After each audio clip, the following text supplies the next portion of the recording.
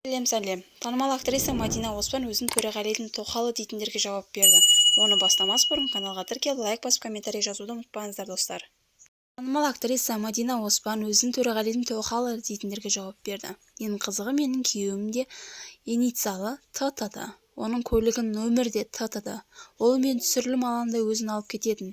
Сөйтсем, түсірілімдегі адамдар мені Төреш ағаны өзі алып кетіп жүр деп ойлайды екен. Бірде режиссердің көмекші менің сен Төрештің өзі әкетіп жүрме деп сұрайды.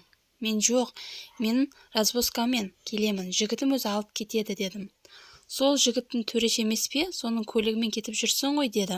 Сосын мен оларға жігітімнің көлігі де номері ТТ-да екенін айтып жағдайды түсіндірдім, деді Мадина актриса. Басқа әріптестер де секілді жеке өмірі жария етпейді. Менің бұрыннан жеке өмірімді әлеуметтік желіге көрсетпеймін, ашық жазбаймын, көп сурет салмаймын. Бірақ егер жазба жігітіме арналса, хэштегке ТТ деп жазып қоямын. Сөйтіп оқырмандардың кино шыққаннан кейін мен парақшамды зерттеген ғой. Сол жазбаларды көріп бізді бұрыннан жүреді деп ойлаған. Сол кезде жеке өміріме кері әсер етті. Жігітіммен арамызда түсінбеушілік болды. Ол қызғанды, дейді өнер иесі.